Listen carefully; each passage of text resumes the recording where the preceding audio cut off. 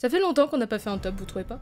Bah voilà, on y remédie. Fallait bien que je finisse le trio, couple, duo et rivalité. Ceci sera officiellement le dernier top de la chaîne. Normalement. Simplement parce que je n'en vois plus l'intérêt.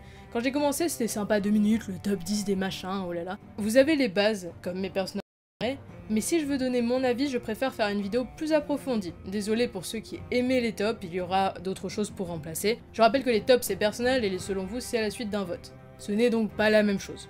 Voilà, je préférais le spécifier. Enfin, du coup, dans Game of Thrones, on retrouve souvent cette relation de conflit entre deux personnages, de rivalité en fait. Quels sont alors les meilleurs de la série? C'est ce qu'on va voir tout de suite avec ce top, le dernier de ma chaîne. Allez, c'est parti. Et oui, pas au premier abord, mais ils sont bien rivaux. Robb, c'est le fils de Ned Stark, l'aîné, héritier du Nord, le mec parfait, et Theon, bah, le petit frère adopté, limite, de Robb, et des autres Stark. On a une rivalité ici assez fraternelle, surtout expliquée dans les livres. Theon veut être l'égal de Robb, alors que pour Robb, il l'est.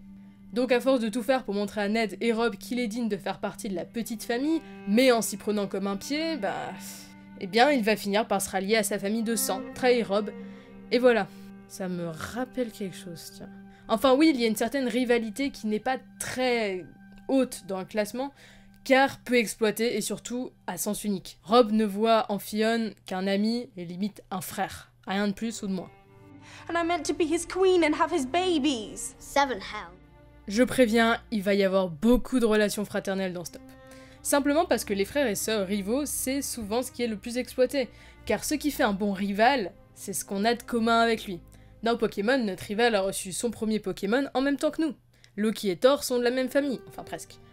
Dans Zelda, Link a la Triforce du courage et Ganondorf de la force. Le bon Némésis commence toujours en même temps que nous. Voilà, c'était comment faire des bonnes rivalités avec Mélie.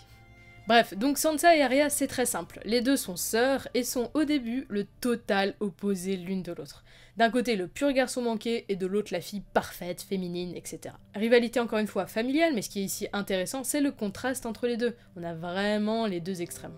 Sa place dans le classement s'explique simplement parce que la rivalité ne dure que très peu d'épisodes et qu'au fond, elles s'aiment bien.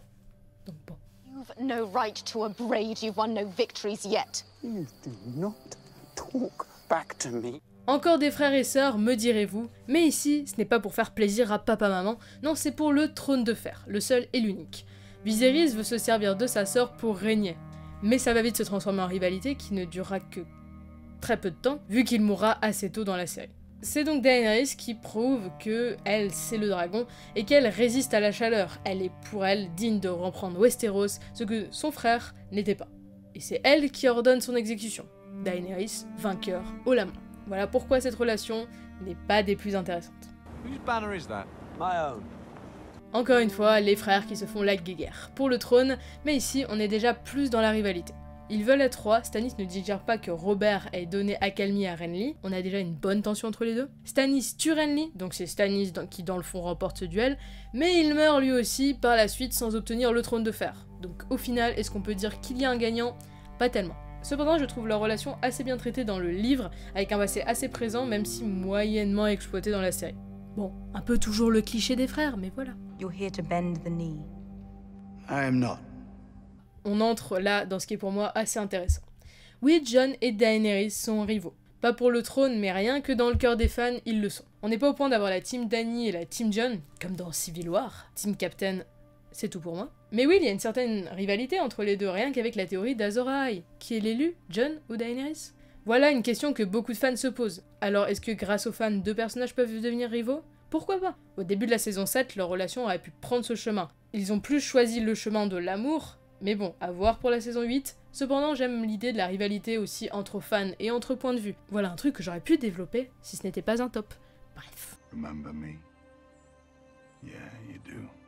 Alors je sais, c'est encore des frères. Oui, je sais, mais ici, les fans ont parlé. La rivalité entre Sandor et Grégor est devenue tellement importante grâce aux fans que je voulais le placer extrêmement haut dans ce classement. C'est limite devenu une légende, un souhait que tous les fans veulent, le Clegane Ball.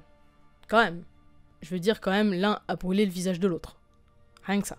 Mais bon, j'ai beaucoup exploité ça dans ma vidéo versus entre les deux, donc vous pouvez aller la voir si vous voulez, vous aurez plus d'informations. On va plutôt passer au prochain parce que j'en ai déjà pas mal parlé. et vous comprenez je pense. Come, bastard. You don't have the men, you don't have the horses, and you don't have Winterfell. Outre le fait que l'épisode 9 saison 6 soit mon préféré, j'adore la relation entre les deux. Ils ne se sont jamais parlé limite, mais ils ont tellement de choses en commun. Ici ce sont deux bâtards, d'où la bataille des bâtards. Deux Snow, même si Ramsay est censé plus l'être, mais on a quand même quelque chose qui aboutit à un combat mémorable. Remporté par Jon, évidemment, cela pour le Nord, pour Winterfell, pour Sansa. Ah non, c'est vrai, elle est avec Baelish. Je vous embête, hein. But what do we have left once we abandon the lie?